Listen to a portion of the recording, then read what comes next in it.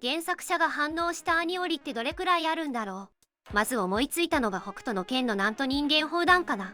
東映お得意の引き伸ばしっちゃそうなんだけど、これは特にスタッフの悪ノリを感じる。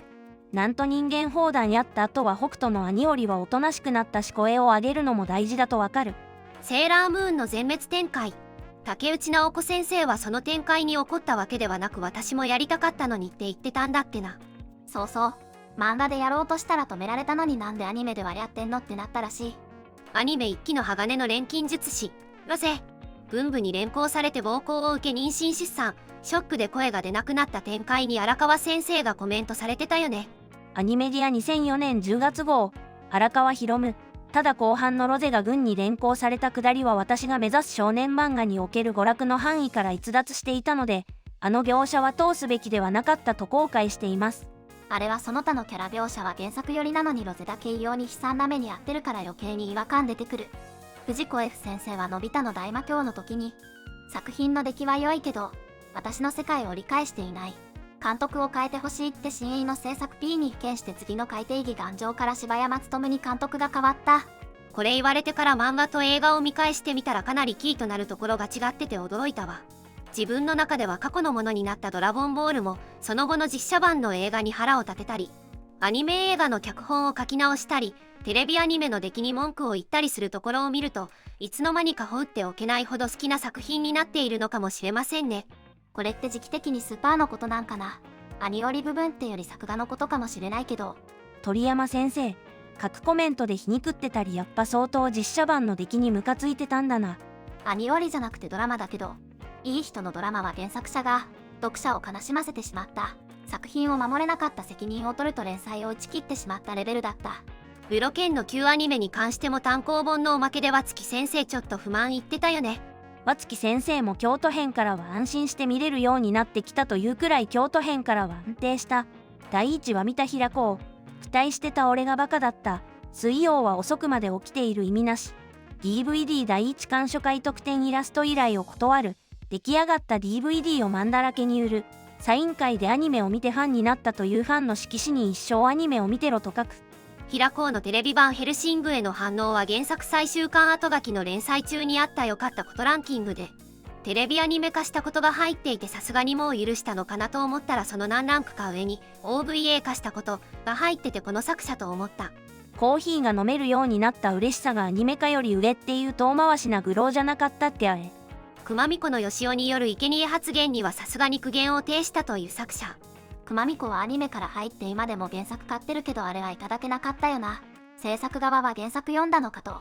私は脚本をチェックするのは断りました。プロだからお任せしました。なのでこんなことを言う資格はないですが、原作ファンとして感想を言わせてもらえれば、よしおのあの発言はひどいなぁと思っています。熊美子は勢い良かったのに、あの展開さえなければなと思わずにはいられない。目に見えて原作の勢い減ったからな。本来一番作品として羽ばたく影響が大きいアニメで勢い断ち切られたなんてショック大きくて泣ける。ブリーチの作者が苦言残したっての本当？本当。初期アニメは違うアプローチがされてて、僕の作品ではなく監督の作品って言い切ってる。アニメ1期に対しての作者の苦言はマジだぞ。ファンクラブの質問コーナーでしょっちゅう1期の不満こぼしてるから。アニメ1話のサブタイが死神になっちゃった日だからな。ちなみに原作ではデス&ストロベリー、言葉に対するこだわりが強い師匠には相当きついノリだったと思われる。連載終わって数年は当時言えなかった旧アニメへの苦言バンバン言ってたな。枕握りしめて胃を痛めながらアニメ見てたってラジオでぶっちゃけたのが衝撃だった。カードキャプター桜は制作現場によくクランプが来てたみたいな話を聞いたことある。クランプといえばリアースで勝手にキャラ殺されてキレて2部から自分で脚本書くようになったんだって。プレセアが意味もなく死ぬ展開に改変されたやつだな。ムーミン、トーベ・ヤンソン。まず出発点から間違っている。すなわちムーミンだにムーミン的考え方が全て違って表現されている。脚本を担当した山崎忠明氏の次長、日活アクション部来長にトーベ・ヤンソン氏から送られてきた手紙のほぼ全文が載ってる。気になる方は読んでみて。ちょっと読んだけど本当に何もかも違ったって感じだな。コナンの初期の方にあったバレンタイン殺人事件が脚本ががばくて怒られて1話きりでやめさせられたみたいな話。バレンタイン殺人事件はガバ脚本もそうだが、バレンタインなどのイベントごとは一度しかしないと決めていたのをアニメが先にやってしまったんじゃなかったか。コナンは年間行事は1回だけの縛りがあるから殺人ラブコメとしては貴重なイベントだろうに、アニメ4話にして出来の悪いアニオリで使い捨てされた形だったからな。ガチのやつなのはゲド戦記だな。これはもう私の作品じゃなくてあなたの作品ですねみたいなコメントをしてたり、ブログでも結構痛烈な批評してる。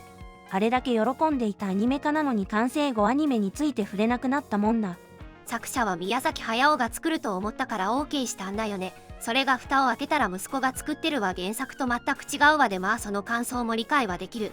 リーグレイマンピンナップのイラストに作者がキレて円盤の発売停止まで行ったやつ。何がまずくて原作者を怒らせたんだ。作者は読者が作品を見てどんな想像するのかは自由だが、公式が売れるからという理由でキャラクター性を曲げてありもしない絵を出すのはなしって感じだったはず。理系が恋に落ちたので証明してみたに関しては作者がめっちゃキレてた。笑った。こういうキレゲーな称賛好き。アニメアヒルの空で黒子のバスケのゾーンに似た表現をしてアヒル作者がブチギレてたのを思い出した。片や神作画の予演出、片やパクった上にゴミ作画なんだもん。そりゃキレるわ。赤ずきんちゃちゃのアニメは別物になっていて原作漫画でネタにしていた。チャチャのアニメに関しては原作とは別物というだけじゃなくてリーヤ役の声優に関する事情の方が。作者さんむしろアニメのノリを面白がってたね。シーネちゃんのパパが登場した際にアニメだと渋い人なのにトドロシーがぼやいたし。そういえば城尾正宗が広角機動隊 1.5 でスタンドアローンコンプレックスについて冒頭のセリフでテレビ版の草薙はこういう人物なんだと分かり、自分の出番はないと思って以後のプロット制作をやめたって書いてたな。これはまあ理解できるな。少佐の性格は別物だよね。元子の性格でも何でもだいぶ原作から離れてる雰囲気なのに城尾正宗と原作ファンはよく受け入れたよな。映画だけどネバーエンディングストーリーは原作者が制作の中止を求めて裁判まで起こした。ミハエル・エンデはファルコンを東洋の竜、幼心の君も黒髪の少女がイメージだったらしい。映画版ミストの結末はその手があったか、思いついてればそうしてたのにって別の意味で地団打踏んだと聞いた。作品全体の印象自体が真逆になるほどの変更だったけど脚本がうまかったね。実写版進撃は大喜びだったのが作者だけで、それ以外の世界中の客を激怒させた珍しいパターン。表現物のアニメは作者クレジットがいつの間にか原作から原案に変わってたな。